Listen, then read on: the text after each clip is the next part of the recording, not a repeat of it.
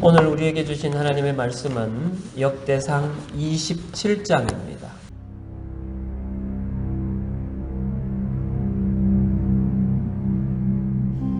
이스라엘 자손의 모든 가문의 우두머리와 천부장과 백부장과 왕을 섬기는 관원들이 그들의 숫자대로 반이 나누이니 각 반열이 24,000명씩이라. 1년 동안 달마다 들어가며 나왔으니 첫째 달 반의 반장은 삽디엘의 아들 야소브암이요 그의 반에 24,000명이라. 그는 베레스의 자손으로서 첫째 달 반의 모든 지휘관의 우두머리가 되었고, 둘째 달 반의 반장은 아호아 사람 도데요. 또 미글롯이 그의 반의 주장이 되었으니 그의 반에 24,000명이요.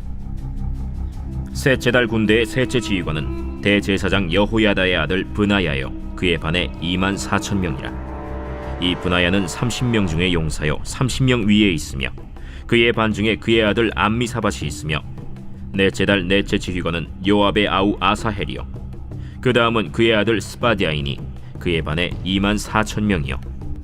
다섯째 달 다섯째 지휘관은 이스라 사람 삼후시니 그의 반에 24,000명이요. 여섯째 달 여섯째 지휘관은 드고아 사람 이게스의 아들 이라이니 그의 반에 24,000명이요. 일곱째 달 일곱째 지휘관은 에브라임 자손에 속한 발론 사람 헬레스이니 그의 반에 24,000명이요.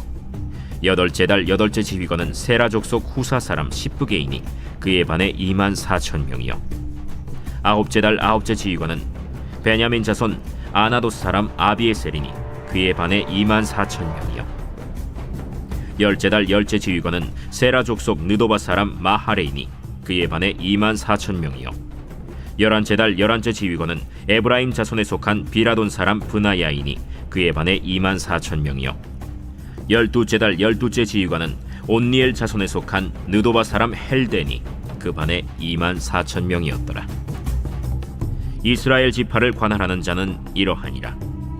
르우벤 사람의 지도자는 시그리의 아들 엘리에셀이요 시므온 사람의 지도자는 마가의 아들 스바디아요 레위 사람의 지도자는 그무엘의 아들 하사비아요 아론 자손의 지도자는 사독이요 유다의 지도자는 다윗의 형 엘리후요 이사갈의 지도자는 미가엘의 아들 오므리요 스불론의 지도자는 오바댜의 아들 이스마야요 납달리의 지도자는 아스리엘의 아들 여레못이요 에브라임 자손의 지도자는 아사시아의 아들 호세아요 므낫세 반지파의 지도자는 브다야의 아들 요엘이요 길르앗에 있는 므낫세 반지파의 지도자는 스가랴의 아들 이또요 베냐민의 지도자는 아브넬의 아들 아야시엘이요 다는 여로함의 아들 아사렐이니 이들은 이스라엘 지파의 지휘관이었더라.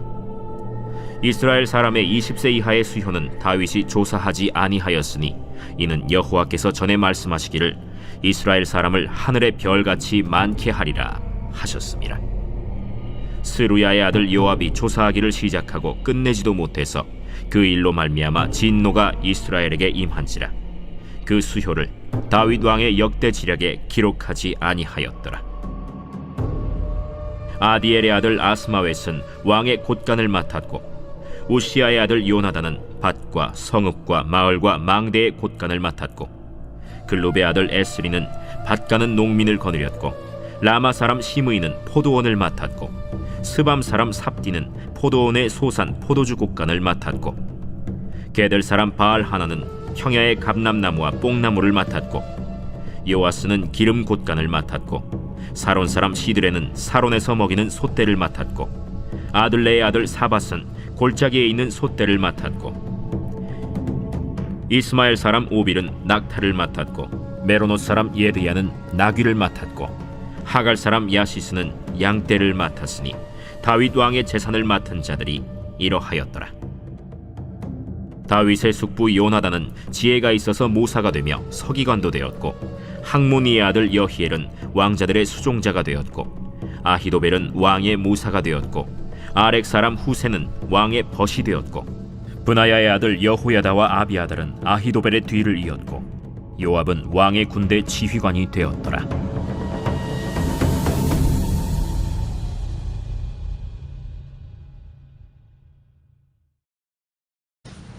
오늘 1절 말씀을 보시면 다윗은 이스라엘을 지키고 수비하기 위하여 각각 24,000명으로 구성된 각 사단을 12개를 만들어서 각 달, 한 달씩 책임지도록 만들었습니다. 1년에 한 달만 나라를 지키기 위해서 수고하고 나머지 11달은 농사를 짓거나 자기들이 먹고 사는 생업에 종사할 수 있도록 다윗이 배려를 한 것입니다. 다윗은 군인 출신입니다. 싸움을 늘 하면서 살았습니다. 그럼에도 불구하고 그가 외부의 위험성을 그렇게 잘 알고 있음에도 불구하고 이처럼 소규모로 한 지파에 24,000명으로만 나라를 방비하도록 하는 것은 한 번쯤은 우리가 생각해 봐야 합니다. 분명하게 그들을 지키기 위해서, 적들에게서 그들을 지키기 위해서 많은 군사가 필요함에도 불구하고 이렇게 결정할 수 있었던 것은 바로 그가 그들을 위해서 늘 깨어있고 그들을 지켜주시는, 그들을 보호해 주시는 하나님을 온전하게 믿었다라는 결론에 이르게 됩니다. 그는 늘 많은 군대가 그들을 구원하는 것이 아니며 용사가 아무리 힘이 세더라도 그들 스스로는 아무것도 할 수 없으며 자기들을 지켜주시는 하나님께서 망대 역할을 하셨을 때 그들이 안전할 수 있다라는 그 믿음을 가졌기 때문에 이러한 조치를 취할 수 있었습니다. 5절과 6절에 보면 셋째 달의 군대 장관이 대제사장 여호야다의 아들 분하야라고 되어 있습니다. 분하야는 하나님이 세우셨다라는 이름의 뜻을 가지고 있는데요. 그는 다윗이 통치할 때는 중간 역할 정도, 중간에 최고의 용사들 다음에 가는 용사였습니다. 최고의 용사는 요압이었습니다. 요압이 군대 장관을 했으며 모든 실권을 가지고 있었습니다. 그런데 이 요압이 다윗의 왕위를 탐내던 아도니아의 편에 서서 그를 왕으로 지지하려고 하다가 솔로몬에 의해서 그가 왕위 계승이 좌절됩니다. 그럴 때 그는 자신의 목숨을 살리기 위해서 성막으로 도망을 갑니다. 그래서 아무도 그곳에 들어가서 그를 끌어내지 못하고 그를 처형하지 못했을 때 솔로몬 왕은 용감한 용사이면서 대제사장의 아들인 이 분하야를 보내서 요압을 끌어내게 하고 그를 처형하게 합니다. 그래서 이 분하야가 그 일을 행하고 나자 솔로몬은 그를 요압의 자리에 앉혀서 그가 역사상 가장 화려하고 강대했던 솔로몬 시대의 군대 장관이 되게 합니다. 이 분하야는 다윗 시대부터 그 용맹과 충성을 잃지 않고 꾸준하게 행하여 왔을 때 하나님께서 그를 세우셨습니다. 언제? 솔로몬 때에 그를 세우셔서 하나님께서 그의 영광을 그를 통해서 드러내게 하셨던 것입니다. 다윗은 통일 왕국을 이루었습니다. 그가 전쟁을 해서 주변 나라를 정복하고 그 나라를 우뚝 세웠습니다. 그러면 그 나라를 지키기 위해서 굉장히 많은 군사비가 들어갈 수 있습니다. 그러나 이 다윗은 아까 서두에서 말씀드렸다시피 12개의 지파로 그들을 각각 한 달씩 책임지는 이 국방의 의무를 하도록 하면서 국방비가 많이 들어가는 것을 굉장히 줄였습니다. 이러한 다윗의 제도는 군사제도뿐만 아니라 성전제도 그리고 뒤에 하게 되는 나라의 각 지파의 우두머리를 뽑는 여러 가지 정치적인 행정적인 방식에서도 그 방식을 채택하고 있습니다. 성전제도에 이 레위인 그리고 제사장들을 24반열로 나누어서 그들을 돌아가면서 성전 업무를 하도록 해서 그것을 또한 효율적으로 만들었습니다. 이 다윗이 성령이 충만했던 사람입니다. 그래서 소년이었을 때 골리앗을 쳐 죽였던 만큼 그 능력이 출중했던 사람, 그리고 그 오랜 도망 세원에서도 그 오만 곳에서 다 모였던 그 개성이 강한 사람들을 다 통솔했던 카리스마가 강했던 사람입니다. 그럼에도 불구하고 이 나라를 통치하는데 자기 혼자 모든 것을 통치하는 것이 아니라 조직과 편제를 만들어서 합리적으로 민주적으로 나라를 다스리고 있습니다. 그가 말하는 것은 이렇게 나 혼자가 아니라 모두 함께 가는 것입니다. 우리가 다윗을 보면서 진정한 지도력이라 하는 것은 적절한 권한과 책임을 분할하고 분담함으로써 조직적으로 하나씩 이루어갈 때 전체가 톱니바퀴 돌아가듯이 그렇게 돌아갈 때 우리는 민주적인 것, 그 다음에 온전한 진정한 지도력을 갖췄다 이렇게 평가할 수 있을 것입니다. 16절에 보면 이스라엘 지파를 관할하는 자는 이러하니라 라고 하면서 각 지파를 관할하는 자를 정하고 있습니다. 이 다윗은 각 지파에서 대표자를 세워서 각 지파의 고유한 전통과 관습 등을 존중하면서 이 모든 일을 행하였습니다. 특별히 므낫세 지파는 요단 동쪽과 서쪽으로 반반씩 나눠져 있습니다. 그래서 므낫세 지파에서는 2명의 지파 우두머리를 세웠던 것을 우리는 볼 수 있습니다.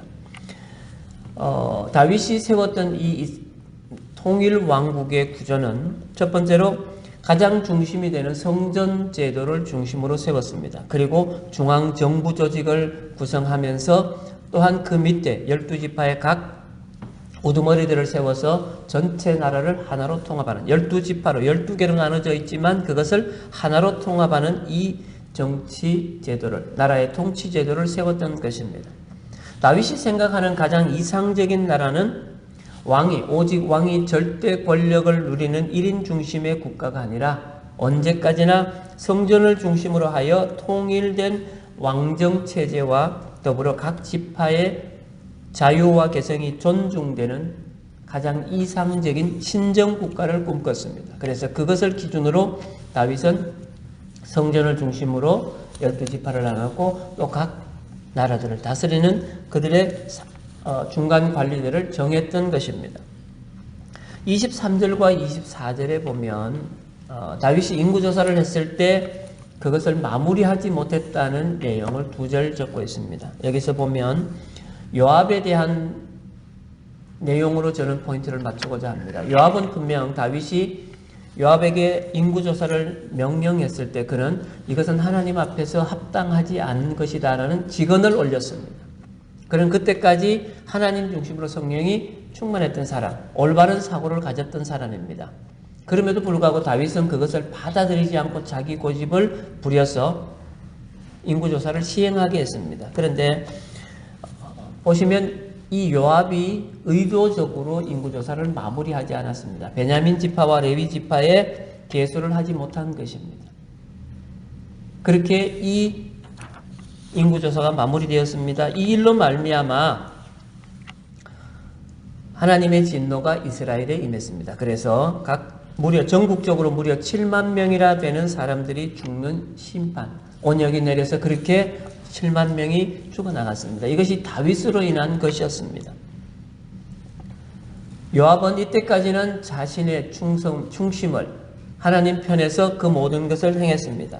그런데 뒤쪽에 보면 우리가 어떻습니까? 요압이 자신을 잘 관리하지 못해서 아도니아 편에 서면서 그 하나님 중심의 마음을 잃어버림으로써 그가 가졌던 모든 것을 잃게 됩니다. 25절부터 그 이후로는 다윗의 재산을 관리하는 자들과 그 목록들이 나와집니다. 다윗은 굉장히 많은 토지와 재산과 금은들을 가졌습니다. 그가 어떻게 이 많은 것들을 가졌을까? 그는 우리가 잘 아는 대로 2세의 막내 아들입니다. 아버지가 재산을 나눠줘도 막내까지 가려면 거의 없습니다. 지금은 아들마다 1대1대1 이렇게 해서 자식들마다 똑같이 균등하게 배열을 하지만 과거는 어떻습니까? 장자는 우리나라도 그렇습니다. 장자의 몫은 거의 2배를 줬습니다. 그러면서 쭉 나눠 가집니다. 그렇게 거기다가 사무엘이 기름을 붓기 위해 왔을 때 이는 그 아버지 편에서 선보이기 위해서 아버지 곁에서 있었던 것이 아니라 들에서 양을 치고 있었을 만큼 아버지로부터 푸대접을 받았습니다. 그리고 그가 장사를 해서 떼돈을 벌 수 있는 사람도 아닙니다. 그러나 그가 하나님께서 허락하셔서 하나님의 은혜로 선물로 그렇게 많은 재산들을 모을 수 있었습니다. 그의 재산을 살펴보면 사울 왕위를 계승하면서 거기서 오는 것들도 조금 있었습니다. 그리고 전쟁을 해서 얻은 전리품, 그리고 주변 나라들로부터 받은 조공을 받은 것, 이 모든 것들이 모여져서 그의 재산이 되었습니다. 또한 하나님의 성전을 짓고자 했지만 하나님께서 그것을 거부하셔서 그가 죽기 전에 성전을 지을 수 있는 모든 준비를 하겠다 해서 하나님 앞에 드린 엄청난 재물들이 있습니다. 이것들이 그의 재산의 전부가 된 것입니다. 이 다윗은 백성들로부터 강제로 끌어들인 것이 없습니다.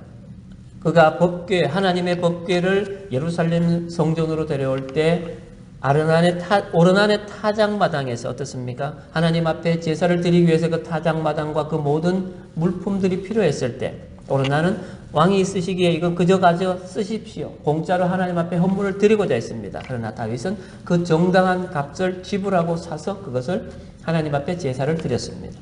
마찬가지로 다윗은 군사비든 어떤 것이든 왕이 통치하는데 세금을 걷어들여서 그것을 하고자 한 것이 아니라 자신의 것으로 하고자 했기 때문에 많은 재산들을 비축해 두었던 것입니다. 그래서 왕실을 끌고 나가고 나라를 통치하기를 원했던 것입니다. 우리가 주목할 점은 다윗처럼 성령의 영감을 받아서 지혜와 용맹이 뛰어나고 군사적으로 밝은 모사, 각종 지혜를 주는 사람들이 주변에 많이 두고 그것을 이용했다라는 것. 주변의 선지자들의 이야기를 늘 들었다는 것. 이것이 우리가 본받아야 할 것, 우리가 주목해야 할 점들입니다. 아무리 카리스마가 있는 사람도 주변에 그를 위해서 이야기해 줄 수 있는 사람들이 있을 때 그 통치가 오래갈 수 있는 것입니다. 아히도벨이라는 아주 출중한 사람이 거기에 있었습니다. 그러나 그는 결정적인 결함이 있습니다. 그는 진정으로 하나님을 경외하는 마음이 없었습니다. 다윗과 함께할 때는 다윗에게 최고의 것을 주었습니다. 그러나 다윗의 인품을 잘 알고 있었음에도 불구하고 그가 하나님께 어떤 자인가 분명하게 알고 있었습니다. 그러나 그가 인간적인 모습에 인간적인 생각으로 빠져서 압살롬의 수려한 외모와 함께 당시의 민심을 그가 인지하고 그것을 선택하게 됩니다. 그가 다윗을 배반하고 나서 제일 첫 번째로 내려온 계략이 무엇입니까? 압살롬으로 하여금 아버지의 후궁들을 범하게 하는 것입니다. 그의 마음속에는 하나님을 경외하는 마음이 없었기 때문에 그렇습니다. 율법에는 분명하게 아버지의 침상을 더럽히지 말라는 아주 강한 법이 있습니다. 그럼에도 불구하고 이 아히도벨이 그러한 것을 할 수 있었던 것은 하나님을 경외하는 마음이 없었기 때문에 그가 그 모든 것을 잃어버리고 버림받게 된 것입니다. 다윗은 분명 이스라엘에서 가장 뛰어난 인물입니다. 정치적으로, 군사적으로 탁월한 능력을 소유하고 있습니다. 그런데 이러한 다윗도 하나님을 늘 경외하는 자였습니다. 그가 카리스마를 가졌고 그 어려운 험난한 세월을 스스로 개척하고 극복해낸 인물입니다. 그럼에도 불구하고 그는 다른 사람을 무시하고 독단적으로 행하지 않았습니다. 주변의 사람들을 등용하고 그들의 이야기를 들었으며 합리적으로 판단했습니다.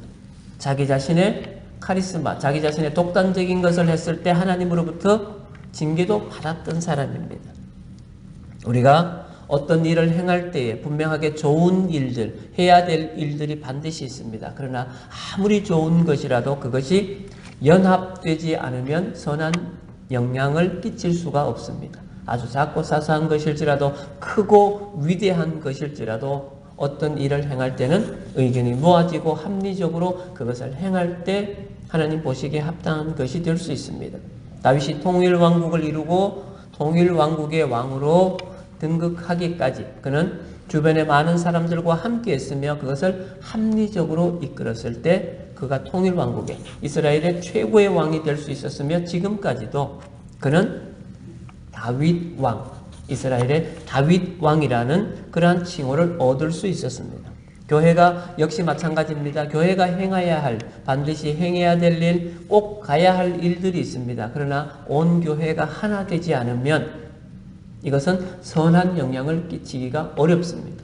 하나님 보시기에도 합당할 수 없습니다. 먼저 온 교회가 하나 되는 것이 가장 중요합니다. 이것을 위해서 우리가 기도하고 하나님 앞에 그 문제를 내어 맡기는 것입니다. 다윗이 늘 하나님께 여쭈어보고 모든 것을 움직였던 것을 생각하면 하나님께서 그를 합당히 여기셨기 때문에 서로 다윗에게 합당하지 않은 것일지라도 그것을 변화시켜서 아니면 다윗의 마음을 변화시켜서 그 모든 것이 합력하여 선을 이룰 수 있도록 만들었던 것입니다. 우리가 늘 기도하면서 깨어 있으면 이 일들을 우리가 살아가는 동안에 이룰 수 있습니다.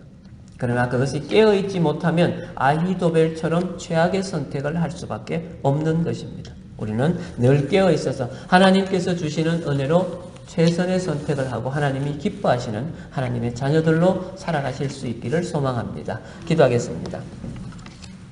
사랑의 하나님 감사합니다.